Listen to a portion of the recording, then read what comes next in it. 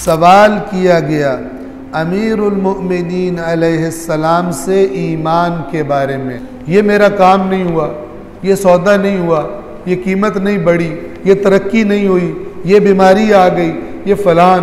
लेकिन जितना हुब्ब दुनिया दिल में नहीं होगा, जितनी ज़्यादा मोहब्बत उतनी ज़्यादा तकलीफ, जितनी कम मोहब्बत उतनी कम तकलीफ।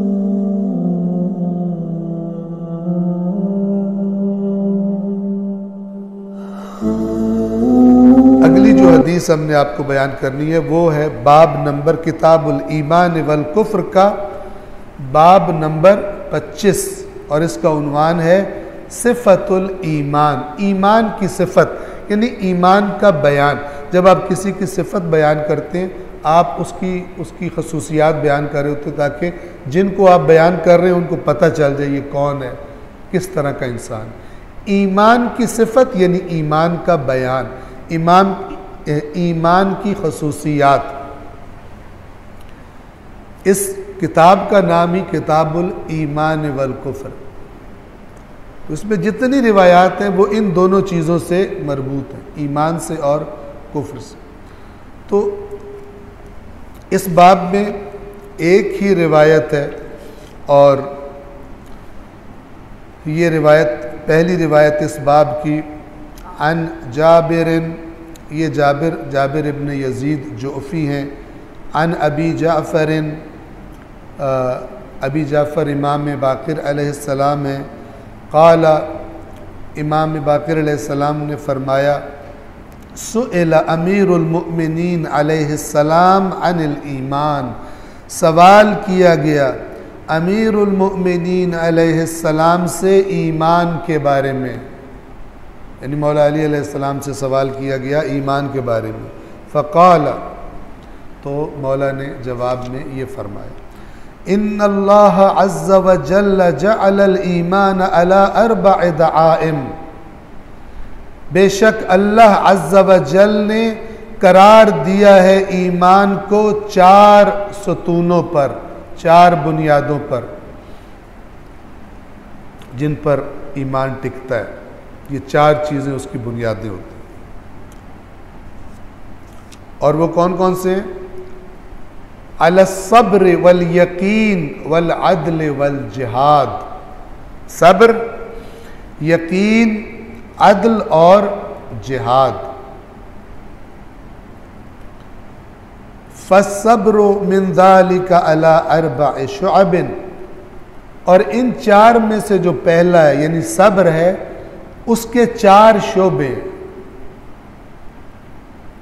4 हिस्से हैं उसके। और वो 4 क्या हैं? अला शौक़ वल इशफ़ाक़ वज़्ज़ुहद वत्तरक़्क़ुब। पहला शोबा है किसका? सब्र का। पहला शोबा है शौक़, किसी चीज़ का मुश्ताक़ होना। वल इशफ़ाक़, इशफ़ाक़ यानी डरना अल्लाह से। कुरान में वल्लज़ीना हुम मिन अज़ाबि रब्बिहिम मुशफ़िक़ून, और वो लोग जो अपने रब के अज़ाब से डरते रहते हैं। मुशफ़िक़ून, इशफ़ाक़, इशफ़ाक़ यानी डरना। सब्र में शौक़ भी है लेकिन डर भी है। शौक़ हो किसी चीज़ का, डर ना हो तो बंदा फिर बेसब्रा हो जाए। वज़्ज़ुहद, और सब्र का तीसरा शोबा क्या है? ज़ुहद। ज़ुहद यानी दुनिया की मोहब्बत ना हो, ना कि दुनिया को तर्क कर देना, जिसको रहबानियत कहते हैं, वो माना नहीं है ज़ुहद का। वत्तरक़्क़ुब, तरक़्क़ुब यानी अपनी निगरानी करना, अपनी हरकात को, सकनात को, अपने अमाल को खूब नज़रों में रखना कि गड़बड़ ना हो जाए।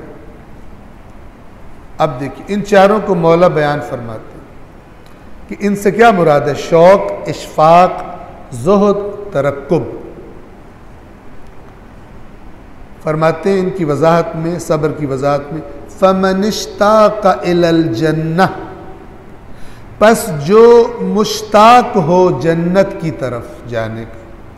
अब पता चल गया शौक से क्या मुराद है, जन्नत का शौक।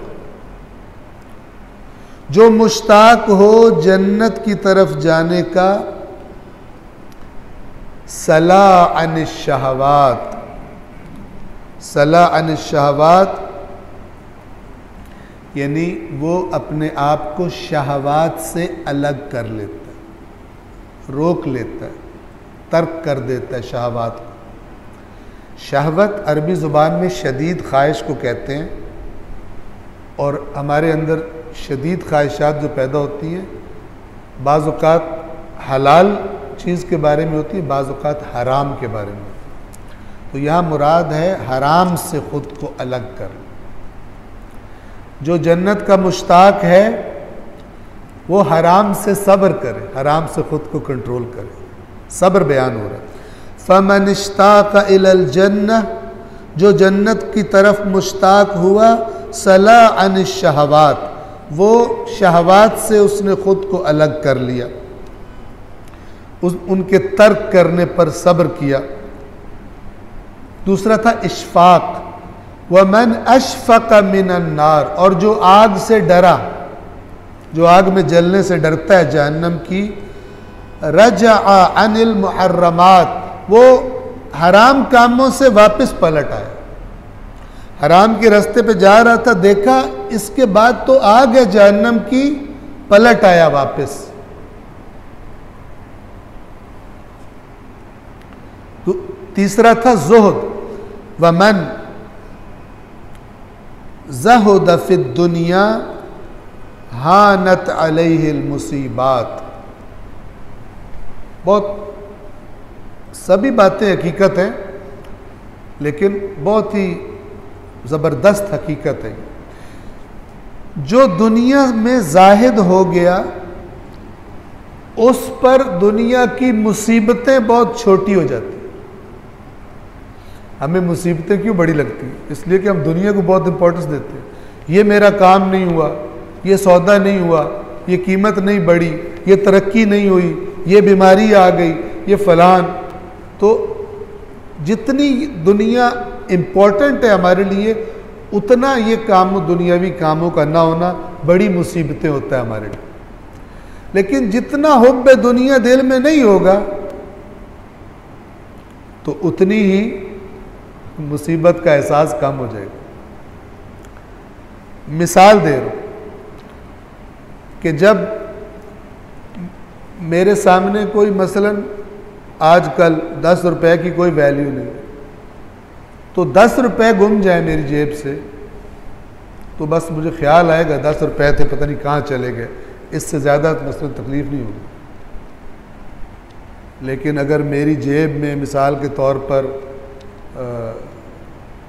$100 का नोट पड़ा हो, या 100 पाउंड मिसाल के तौर पर पड़े हों, और वो गिर जाए, चूँकि वैल्यू ज़्यादा है मेरी नज़रों में उसकी, अब मुझे तकलीफ़ होगी बड़ी। 100 पाउंड गुम गया, मेरे तो हाथ पल्ले शाही कोई नहीं रह गई। तो जब किसी चीज़ की वैल्यू ज़्यादा होती है, उससे लगाव ज़्यादा होता है हमारा, तो वो अगर हाथ से निकल जाए तो तकलीफ़ भी ज़्यादा होती है। लेकिन अगर वैल्यू ना हो, उससे मोहब्बत ना हो, तो फिर उसकी ज़्यादा तकलीफ़ नहीं होती। जितनी ज़्यादा मोहब्बत उतनी ज़्यादा तकलीफ़, जितनी कम मोहब्बत उतनी कम तकलीफ़। तो मौला फरमा रहे हैं, जो दुनिया में ज़ुहद पैदा कर लेता है, यानी दुनिया की मोहब्बत उसके दिल से निकल जाती है, उसके लिए मुसीबतें बड़ी छोटी चीज़ बन जाती है। और जिनके लिए दुनिया बड़ी होती है, वो बाज़ औक़ात किसी मसले में हो सकता है उनका हार्ट ही फेल हो जाए, शहीद हो जाए, दुनिया से ही चले जाए, कोई नुकसान, मादी नुकसान होने की वजह से। और चौथी क्या चीज़ थी? तरक्कुब। किस चीज़ से निगरान रहना? तरक्कुब बहुत से माने, जैसे मैंने अर्ज़ किया, अपने अमाल की निगरानी, किसी की। अल्लाह ताला का एक सिफाती नाम है रकीब। रकीब यानी बिल्कुल हर चीज़ को नज़र में रखने वाला। तो मौला फरमा रहे हैं तरक्कुब से यहाँ क्या मुराद है? वमन राक़बल मौत, जो हर वक्त मौत को नज़रों में रखता है, आई कि आई। पता ही कोई नहीं कहाँ से आएगी। सारा इलल खैरात, तो वो जल्दी करता है नेकियां करने। उसको तो कहता है कि बस आज का दिन है, कल का ना हो पता नहीं, ये चांस है अगला ना हो। ये बिल्कुल तबीई नेचुरल रिजल्ट है इन चीज़ों के। किसके? शौक किसका? जन्नत का। उसका नेचुरल रिजल्ट है। जब इसको पता हो मैंने जन्नत में जाना है, तो जो चीज़ें जन्नत में जाने से महरूम कर देती हैं, खुद ब खुद उनसे अलग हो जाएगी। वल इशफाक, डर। डर किसका? जहन्नम की आग का। तो करीब भी पहुंच गया हम हराम के, वापस आ जाएगा, आग में न जल। ज़ुहद, दुनिया की मुसीबतों को छोटा बना देगा। तरक्कुब, आग से, मौत से।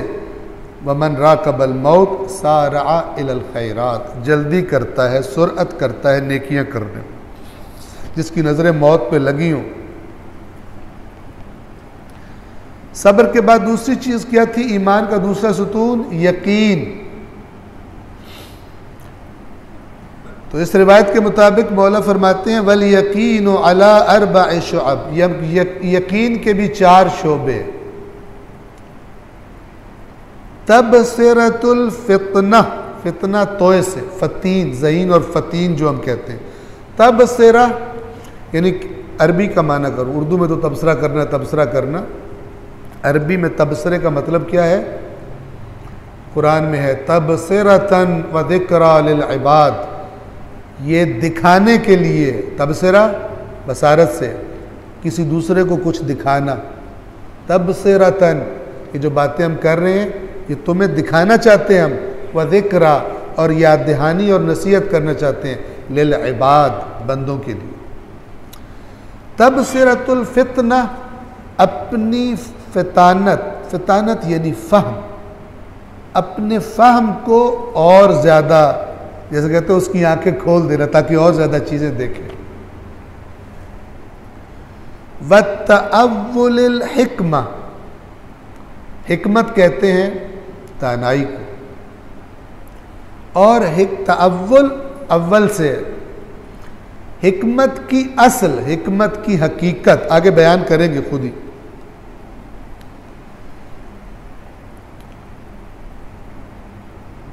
व मारिफतिल इब्रा, इबरत की मारिफत, इबरत लेना। व सुन्नतिल अव्वलीन, सुन्नतिल अव्वलीन, पहलों के साथ क्या हुआ, पहले क्या करते थे उनके साथ क्या हुआ, अल्लाह के कौन से कानून पिछली कौमों पर जारी हुए। ये 4 चीज़ें। अब इन चारों का बयान। फमन अबसरल फितना, जिसने अपनी फितानत को की आंखें खोल दी, उसको दिखाया, उसको समझदार बनाया। आरिफल हिकमा, उसने हिकमत को पहचान लिया, चीज़ों को बारीक बीनी से देखता है, उसने हिकमत को पहचान लिया। यानी हिकमत क्या है कि जो फिर नुकसानदेह कामों की तरफ ना जाने दे, दानाई उसे कहते हैं। अगर कोई नशा करता हो, मसलन नशे का आदी हो, उसको बहुत मज़ा आ रहा होता है, वो दूसरे से कहता है ये बहुत मज़ेदार है, तुम भी पी। वो कहता है नहीं नहीं नहीं नहीं, मुझे इसका एंड पता है। तो बुरे अंजाम को देखकर अभी मौजूदा मज़े को तर्क कर देना, करीब ना जाना, ये ज़हानत है, हिकमत है, दानाई से कहते हैं। जिसने अपनी फितानत को की आंखें खोली, उसे दिखाया, उसने हिकमत को, दानाई को पहचान लिया कि दानाई क्या है, क्या काम अभी करूं और क्या ना करूं। वमन तअव्वल अल हिकमा, और जिसने हिकमत, ये तअव्वल का लफ्ज़ अव्वल जिससे तावील भी है, तावील या तावुल बिल्कुल इब्तदा, स्टार्टिंग पॉइंट, हकीकत क्या थी वहाँ पे ले जाना। जिसने हिकमत की असल को जान लिया, आरिफल इब्रा, उसने इबरत को पहचान लिया। दानाई क्या है? दानाई क्या है? दानाई एक ये है कि इंसान गुज़श्ता लोगों के तजुर्बात से इस्तिफ़ादा करे। क्या काम माजी में लोगों ने किए जिनसे उन्होंने तरक्की की, क्या काम किन कौमों ने किए जिससे तनज़्ज़ुल का और तबाही का शिकार हो गए।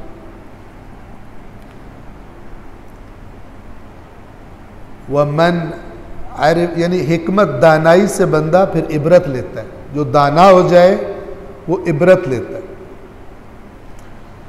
वमन आरिफ अल इबरा, और जो इबरत को पहचान जाए, आरिफ सुन्ना, वो सुन्नतुल अव्वलीन को पहचान लेता है। उस पर बिल्कुल वाज़े हो जाता है कि जिस तरह उन्होंने जब ये काम किया गुज़श्ता लोगों ने तो तबाह हुए, मैं भी ये करूँगा तो तबाही मेरा इंतज़ार कर रही है, तो ये नहीं करता। उस सुन्नतुल अव्वलीन को पहचान लेता है। वमन आरिफ सुन्ना, और जो सुन्नत को, यहाँ सुन्नत से मुराद रसूल पाक की सुन्नत नहीं है, ये सुन्नत से मुराद कानून के माने में है, सुन्नतुल अव्वलीन कुरान में बार बार जिक्र है, वक़द खलत सुन्नतुल अव्वलीन, और पहलों की सुन्नत गुजर चुकी है, यानी अल्लाह ताला का उनके बारे में कानून। अब तवज्जो सुनिएगा, वमन आरिफ सुन्ना, जिसको सुन्नतुल अव्वलीन का पता लग गया कि पिछले लोग क्यों हलाक हुए या क्यों अल्लाह ताला उनसे राज़ी हुआ, फ़कअन्नमा काना मअल अव्वलीन, तो वो ऐसा हो गया गोया पहलों के साथ भी था। उसने वो हादसे खुद देखे उनके साथ रह के, ऐसा हो जाता है जो ये काम करे। काना मअल अव्वलीन, गोया कि वो पहलों के साथ था, उसने उनके साथ भी जिंदगी गुजारी हुई है। वहतदा इलल्लती हिय अक़वम, और नतीजा क्या होगा, वो हिदायत पा गया उस राह की तरफ जो अक़वम है, सबसे ज्यादा मजबूत है। अगर आपके जहनों में हो तो अल्लाह ने कुरान के बारे में, इन्ना हाज़ल कुरान यहदी लिल्लती हिय अक़वम, यकीनन ये कुरान हिदायत करता है उस राह की तरफ जो अक़वम है, सबसे ज्यादा मजबूत, सबसे ज्यादा सीधी। तो अगर आप इन बातों को देखें तो ये उन्हीं आयात कुरान मजीद की तरफ इशारा है कि अपनी ज़हानत की आंखें खोलो तो हिकमत का पता चल जाएगा, दाना हो जाओगे। और जो दानाई की हकीकत तक पहुंच गया वो इबरत को पहचान लेगा। जिसने इबरत ले ली वो गुज़श्ता कौमों की सुन्नत को पहचान गया। जिसने गुज़श्ता कौमों की सुन्नत पहचान ली, गोया उसने उनके साथ जिंदगी गुजारी है, और यानी हकीकत में नहीं गुजारी, लेकिन उनके वाक़यात पढ़कर अल्लाह ने जो कुरान मजीद में बयान किए, अब उसको यूँ लग रहा है कि मैं उनके साथ ही था जब अज़ाब आया था, तजर्बा है मुझे। तो अब उसकी हिदायत हो गई कहाँ, सबसे ज़्यादा सीधे रास्ते की तरफ। और जब ये होगी तो फिर क्या करेगा, व नज़रा इला मन नजा बिमा नजा, और उसने देख लिया कि किसने निजात पाई थी और किस चीज़ की वजह से निजात पाई थी, यानी कौन लोग निजात वाले हुए और क्या काम करके निजात वाले, उसने देख लिया। वमन हलका बिमा हलका, और जो हलाक हुए थे किस चीज़ की वजह से हलाक हुए थे, निजात वालों को भी उसने जान लिया और उनकी निजात के सबब भी जान लिए, हलाक होने वालों को भी जान लिया और उनकी हलाकत के सबब भी जान लिया। बस अब वो क्या करेगा, अब वो ये नहीं कहेगा कुरान पढ़ते हुए ये तो यहूदियों की बात हो रही है, वो कहेगा नहीं, इस काम की वजह से अल्लाह ने उन्हें हलाक किया था, ये मैंने नहीं करना। ये नहीं कहेगा ये तो काफिरों की बात हो रही है, ये तो मुशरिकों की बात हो रही है। कुरान मजीद से दूर लोग जिन्हें पढ़ना भी अहले बैत से नहीं आया कुरान, अहले बैत ने कुरान पढ़ने का क्या तरीका बताया है, वो काफिरों वाली आयत जब बताई जाए कहते हैं ये काफिरों के बारे में थोड़ी है, नादान है। चाहे अल्लाह किसी काफिर की मजम्मत कर रहा है, चाहे किसी यहूदी की, चाहे किसी मसीही की, चाहे कौम आद, चाहे कौम समूद, जिसकी भी मजम्मत कर रहा है, हमें क्यों बता रहा है, इसलिए बता रहा है कि तुम देखो किस बात पर अल्लाह ताला नाराज हो रहा है। वो जान लेता है, मौला फरमा रहे हैं, जिन्होंने निजात पाई किस काम से निजात पाई और जो हलाक हुए किन कामों से हलाक हुए। अब कोई बंदा पढ़ रहा हो कि फलान कौम पे इस काम से अजाब आया, कहे ये उनके लिए, उससे बड़ा नादान और कुरान के बारे में कम फहम आदमी कोई नहीं जो समझे कि अल्लाह ने उनकी बातें की, हमारे से मरबूत नहीं है। तो चाहे किसी मुशरिक की बात हो रही हो, अल्लाह कह रहे तुम ये ना करना, ये हरकत तुम भी करो, शिर्क करना शुरू कर दो, ये कुफ्र तुम ना करना, ये यहूदियों वाली बुरी हरकत तुम ना करना, ये ईसाइयों वाली बुरी हरकत तुम ना करना। तो ये जो पूरा का पूरा बयान किया है यकीन का मामला भी इसका ताल्लुक़ कुरान से, कि इंसान चूँकि कुरान से ज़्यादा लारैब बयान कोई नहीं है पिछली कौमों को जहाँ हमें पूरा यकीन हो। तो जब हम इन किस्सों में गौर करते हैं फिर हम यकीनी नतीजे निकालते हैं।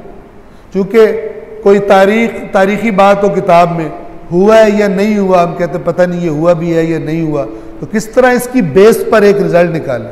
लेकिन अल्लाह की किताब में बयान शुदा किस्से की बुनियाद पर आराम से रिज़ल्ट नतीजा ले सकते हैं, क्योंकि उस किस्से में कोई शक नहीं है। सलवात पढ़े मोहम्मद वाले मोहम्मद।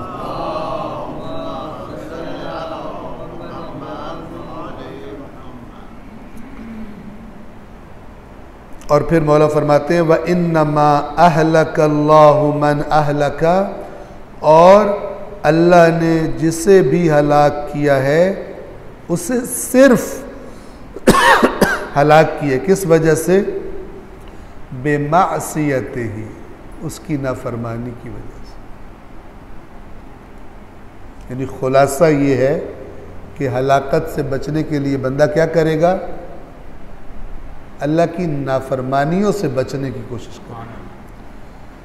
वह इन्नमा अहलका, सिर्फ और सिर्फ अल्लाह ने उसे जिसे हलाक किया। क्यों हलाक किया? बेमासियत ही, उसकी मासियत की वजह से। वह अनजा मन अनजा बेताअत ही, और निजात दी जिसको निजात दी अल्लाह ने सिर्फ और सिर्फ उसकी इताअत की वजह से निजात। ये दो चीज़ें हैं, अल्लाह की इताअत सबब निजात है, अल्लाह की मासियत सबब हलाकत। आप इसे कंपेयर करें कुरान की बातों के साथ, आपको बिल्कुल सिमिलर मिलेगी।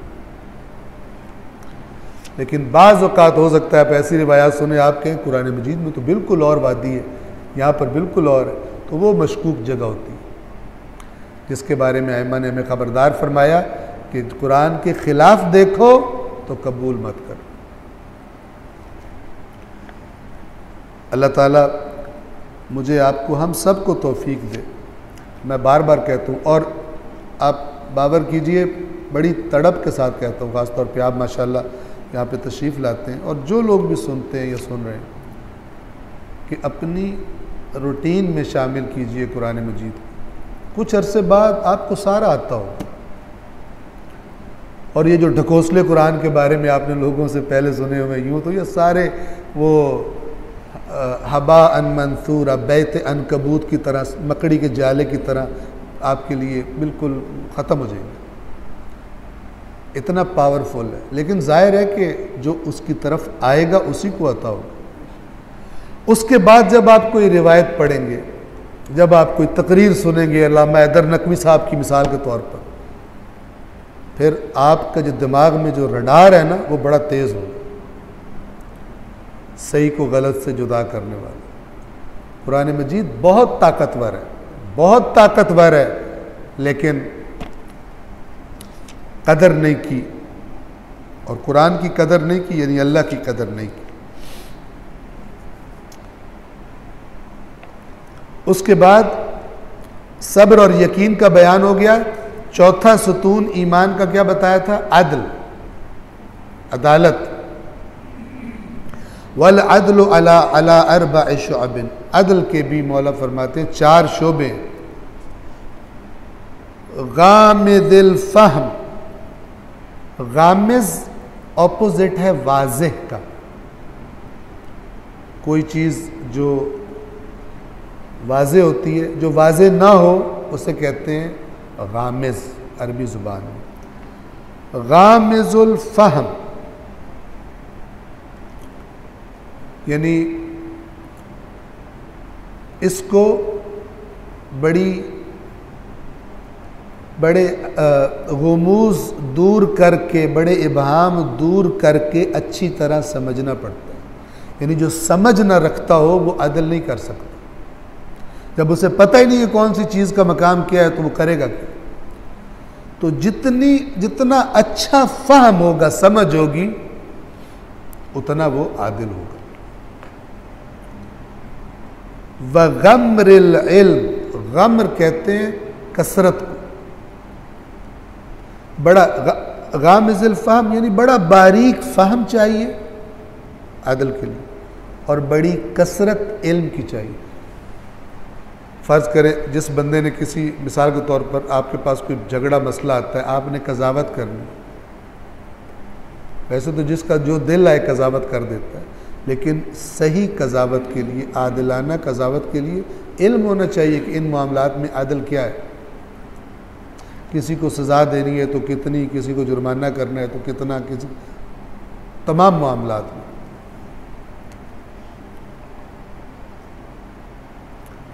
व ज़हरतिल हुक्म, ज़हरा कहते हैं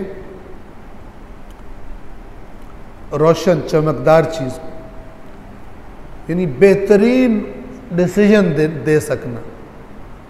रोशन और वाज़े हुक्म, ऐसा हुक्म नहीं कि ना उसको समझ है कि मेरे खिलाफ हुए या हक में, ना उसको समझ आए। जैसे कहते हैं दोनों साइडों को राज़ी रखो, क्लियर, बिल्कुल रोशन। व रौदतिल इल्म, और इल्म का बाग, क्योंकि जब इंसान फैसला करता है तो जिसके खिलाफ फैसला होता है फिर वो सुनाता भी आगे से कभी कभी, ठीक है। अब पाकिस्तानी अदालतों में जो काजी बैठे हैं वो जब फैसला करते हैं तो उनके सामने कोई उन्हें कुछ नहीं कह सकता, क्योंकि वो 6 महीने उठा के अंदर कर देंगे मज़ीद और पकड़ा जाएगा। घर में आके गालियाँ देते रहते हैं, लेकिन क्योंकि उनको गवर्नमेंट की, उनके पास ताकत है, प्रोटेक्शन है उनको। लेकिन हमारा जो तजर्बा है कि अगर कोई बंदा आपके पास वैसे लेकर आए, 2 बंदे झगड़ा, और आप किसी एक के हक में फैसला करें, दूसरा कहेगा मुझे पहले ही लग रहा था कि ये बंदा उसकी तरफ झुकाव रखा, नहीं माने, तो फिर लोग आमतौर पे क्या करते हैं, फैसला ऐसा करते हैं कि दोनों घरों को राज़ी कर दें, मेरी दोनों पार्टियों में से कोई ख़राब ना हो। तो मौला फरमा रहे हैं वाज़े हुक्म, रोशन हुक्म अदल तब होता है, और उस रोशन हुक्म के बाद फिर हिल्म, बुर्दबारी का बाग, बर्दाश्त भी करो। ये लोग कहते हैं, मसलन मिसाल के तौर पे कहते रहे, गुस्से में आके फैसले भी सही नहीं होते। अब इसकी वजाहत फरमाते, फमन फ़हिम, बस जो समझ गया, फ़हम जिसमें पैदा हो गया, फस्सर जमी अल इल्म, वो इल्म की तफसीर कर सकता है। जिसको समझ ही नहीं आए वो तफसीर कैसे कर सकता है। वमन आलिमा, और जिसको इल्म हासिल हो गया, आरिफा शराए अल हुक्म, किस मौके पर, किस मामले में कैसे डिसीजन देना है, कैसे हुक्म सादिर करना है, वो हुक्म के तरीके पहचान गया, जिसको इल्म हासिल हो गया, फहम और इल्म। वमन हलुमा, और जो हलीम हो गया, यानी बुर्दबार, बर्दाश्त करने वाला, लम युफर्रित फी अम्रिही, वो अपने अम्र में तफरीत नहीं करता, कमी बेशी का शिकार नहीं होता, बिल्कुल सही जो करना चाहिए वो करता है। व आश फिन्नास हमीदन, और लोगों के दरमियान हमीद ज़िंदगी गुजारता है। हमीद किसे कहते हैं? महमूद का माना है, इसकी लोग तारीफ़ करते हैं। आर्जी तौर पे हो सकता है जिसके खिलाफ फैसला बातें कर, लेकिन कुछ अरसे के बाद लोग कहते हैं यार ये बंदा सही फैसला करता, ये अदल में किसी का लिहाज नहीं करता और एक्यूरेट फैसला करता है। तो अल्लाह ताला लोगों के दिलों में उसकी सिफत की वजह से एहतराम और मोहब्बत डाल देता है। सलवात पढ़े मोहम्मद वाले।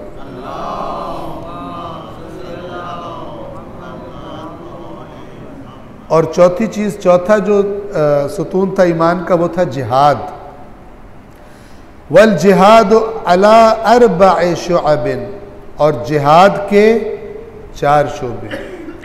बस ईमान के 4 सुतून थे, उनमें से हर एक के 4 शोबे जो मौला ने बयान किया। किन 4 शोबों पर है जिहाद? पहला, अलल अम्र बिल मारूफ वन नही अनिल मुनकर, अम्र बिल मारूफ और नहीं अनिल मुनकर। ये पुरानी बातें, आजकल माइंड योर ओन बिजनेस का ज़माना है, इंटरफेयर करने का ज़माना ही नहीं। किसी को कहना कि आप फलान महफिल में थे, अकेले जाके तन्हाई में, तो मैंने देखा कि आप झूठ बोल रहे हैं, क्योंकि वहाँ से कहेगा तूने अपनी शक्ल देखी है, बड़ा सच्चा आया, निकल यहाँ से, बातें करता है। मुझे बड़ी हिम्मत चाहिए अम्र बिल मारूफ के लिए, क्योंकि आप किसी को उसकी जिस्मानी बीमारी बताएं, वो आपका शुक्रिया अदा करेगा, यार आपको पता चल गया, डॉक्टर को टेस्ट करवाएं, पॉजिटिव, शुक्र है आपने टाइम से बता दिया, शुक्रिया। लेकिन किसी को उसकी रूहानी बीमारी बताएंगे कि आप झूठ बोलते हैं, आग बबूला हो जाएगा। अम्र बिल मारूफ और नहीं अनिल मुनकर सख्त तरीन काम। कह रहा हूँ आजकल के दौर में जो अपने काम से काम रखो वाला, उन्होंने अपनी कब्र में जाना है, हमने अपनी कब्र में जाना है, ये वाला जो दौर है माइंड योर ओन बिजनेस वाला, इसमें बहुत ही मुश्किल, हर ज़माने में ही मुश्किल था। आसान होता तो करबला ही ना होता। करबला भी अम्र बिल मारूफ और नहीं अनिल मुनकर की तहरीक थी। आज 2 महीने करबला सुनते हैं, ना अम्र बिल मारूफ का कुछ होता है, ना नहीं अनिल मुनकर का कुछ होता है, फ़कत बख्शिश होती है और मुरादें पूरी होती है। ऐसा हेरा फेरी किया इमाम हुसैन के साथ भी उन्होंने, बयान करने वालों। अलल अम्र बिल मारूफ, अम्र बिल मारूफ पर, और वन नही अनिल मुनकर, और बुराइयों से रोकने पर, वस्सिद्क़ फिल मवातिन, और जहाँ सच बोलने की जगह है वहाँ सच बोलना, वहाँ हेरा फेरी न करना। वशनआनिल फासिकीन, और फासिकीन का बुग़्ज़, यानी जो फिस्क व फजूर करते हैं और नहीं बाज आते, फिर उनके साथ एंड में सख्ती से बात करनी पड़ती। फिर कह रहा हूँ पुराने ज़माने की बातें, अभी की नहीं कर रहा मैं, ये उस ज़माने की बातें जब मौला अली की बातें कोई मानता सुनता था, तब की बातें। वशनआनिल फासिकीन, आपने अमर बिल मारूफ किया या नहीं अनिल मुनकर किया, लेकिन वो डटा हुआ है, कहता मैंने नहीं छोड़ना, मैंने करना ही करना। फिर उससे मोहब्बत ना रखना, फिर उससे एक बुग़्ज़ हो जाना, चूँकि डट के अल्लाह की, जब ये अल्लाह की नाफरमानी पे डटा हुआ है, शनाआन कहते हैं बुग़्ज़ को, मुखालफत को, वो कैफियत दिल में पैदा हो जाए। अलबत्ता ज़ाहिर है कि ये लास्ट स्टेज है, जब आप अपने सारे उसको रोकने के हरबे, प्यार, मोहब्बत, अमर बिल मारूफ नहीं करके एंड कर चुके, और वो फिर भी हर धर्मी के साथ अल्लाह की नाफरमानी पे डटा हुआ। फिर फरमाते हैं मौला, फमन अमर बिल मारूफ शद्द ज़हरल मुमिन, जिसने नेकी का अमर किया उसने मोमिन की पुश्त मजबूत की। मोमिनीन नेकियां करने वाले लोग होते हैं, अगर किसी ने किसी को नेकी करने का कहा, उसने मोमिनों की पुश्त मजबूत की। पुश्त पनाही जिसे हम उर्दू में कहते हैं, उनकी ताकत, तक़वियत का, स्ट्रेंथ का बायस बना। वमन नहा अनिल मुनकर अरगमा अनफल मुनाफिक व अमीना कैदहू, और जिसने नहीं अनिल मुनकर किया, उसने मुनाफिक की नाक ज़मीन पे रगड़ी और उसकी चाल से बच गया। मुनाफिक जो चाल चल रहा था, इसने उसे कहा कि ये काम मत कर, कहता और है, करता और है, ऊपर से मोमिन बना हुआ, फलान बना हुआ है, तो ये ना कर। उसने मुनाफिक की नाक को ज़मीन पे रगड़ दिया और उसकी चाल से बच गया, मुनाफिक के धोखे से खुद भी बच गया। क्योंकि ज़ाहिर है पहचाना है तो उसको रोक रहा है, तो जो पहचान जाए कि ये 2 नंबर है, फिर उसके धोखे में भी नहीं आता। वमन सद्दक़ फिल मवातिन, और जो सच बोलने की जगह है वो वहाँ पे सच बोले, जिसकी तस्दीक करनी है उसकी तस्दीक करे। क़दल्लज़ी अलैहि, तो उसने अदा कर दिया जो उसकी गर्दन पे था, यानी अल्लाह की तरफ से मोमिन की गर्दन पे ये फ़र्ज़ है कि जहाँ पे तुम्हें सही गवाही देनी पड़े वहाँ पे गवाही दो, जहाँ पे तुम्हारी सच बोलकर तुम हकीकत को वाज़े कर सकते हो और तुमने ही बयान करना है, फिर वहाँ पर बयान करो। तो तुम्हारी गर्दन पे ये दैन थी अल्लाह की जो तुमने अदा कर दी। व मनशन अल्फासिकीन, और जिसने फासिकों से बुग़्ज़ रखा, गज़िब लिल्लाह, उसने अल्लाह के लिए गज़ब किया, अल्लाह की खातिर गुस्से में आया, अपने लिए नहीं आया। यानी वो देख रहा है कि अल्लाह की नाफरमानी कर रहा है। मसलन कोई हम किसी से कहें हमारा मुलाजिम हो मिसाल के तौर पर, वो बाद ना एक दफ़ा आखिर हमें गुस्सा आ जाए, तो एक अल्लाह का बंदा है, उसे हम कह रहे हैं ना कर ना कर, वो हट धर्मी से कहे मैंने करना है, अल्लाह गज़बनाक होता है। अल्लाह की खातिर गज़बनाक होना, जिसने फासिकों से बुग़्ज़ रखा वो अल्लाह के लिए गज़बनाक हुआ। व मन गज़िब लिल्लाह, और जो अल्लाह की वजह से गज़बनाक हो, गज़िब अल्लाहु लह, अल्लाह भी उसके लिए फिर गज़बनाक हो। यानी जिसने खुदा का लिहाज इतना रखा कि जो अल्लाह की नाफरमानी कर रहा है मैं उस पर गज़ब कर रहा हूँ, फिर उसके साथ भी जो कोई मसला पेश आता है अल्लाह उसके लिए गज़बनाक होता है। और आखिरी जुमला इस हदीस का, फ़ज़ालिकल ईमान, मौला फरमाते हैं ये है ईमान। सब्र, यकीन, अदल और जिहाद, इसकी तफसीलात आगे बताएं। फ़ज़ालिकल ईमान व दआइमुहु व शुअबुहु, ये है ईमान और इसके सुतून और उसके शुअबे।